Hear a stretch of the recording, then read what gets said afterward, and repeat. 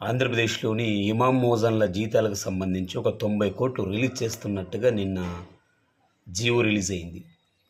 ఇందుకు సంబంధించి 12 నెలలుగా అంటే జూన్ 24 నుంచి ఎలక్షన్లు జరిగిన ఏప్రిల్ నుంచి ఇంతవరకు 17 నెలల కాలానికి ఒక్క రూపాయి కూడా ఇమాం మోజన్లకు జీతాలు ఇవ్వని కూటమి ప్రభుత్వం.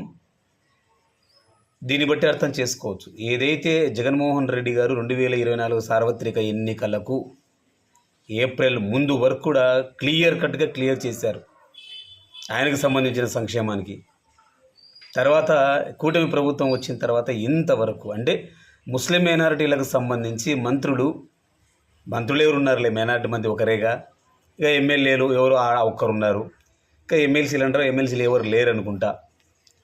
అంటే 17 నెలల కాలానికి మౌలానా అబుల్ కలాం ఆజాద్ మైనారిటీ డే సందర్భంగా ముఖ్యమంత్రిని మీటింగ్ పిలుచుకొని వచ్చి ఆ మీటింగ్లో ముస్లిం మైనారిటీకి సంబంధించిన చంద్రబాబు నాయుడు ఎన్ని పుంకాల హామీలు ఇచ్చినాడు, వీళ్ళకి ఏమి చేయాలనే విషయం అక్కడికి వచ్చిన తర్వాత తప్ప కూటమి నేతలకు చంద్రబాబు నాయుడు గారికి తెలియదు. ఆడికి వచ్చిన తర్వాత తెలుసుకున్న అయ్యయ్యో 17 నెలల కాలం అవుతుంది, మనం ఇంతవరకు ఒక నెల జీతం కూడా ఇవ్వలేదు, మరీ సిగ్గుపోతుందేమో జనాలు అని చెప్పి నేను ఒక 90 కోట్లు అట్లా పడేసినారు 12 నెలలకి. 17 నెలలకు 18 నెలలకి కాను.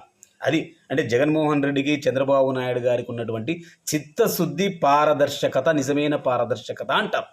పేపర్లో మాదిరిగా విజనరీ, నేను 24 గంటలు పనిచేస్తున్నాను, నాకు నిద్రే రాదు, మీ సంక్షేమం కోసం, మీ పిల్లల కోసం, మీ పిల్లల భవిష్యత్తు కోసం, ఇవన్నీ ఊకదంపుడు ఉంపుడు మీడియా రాసే రాత్రి తప్ప వాస్తవాలు కాదు.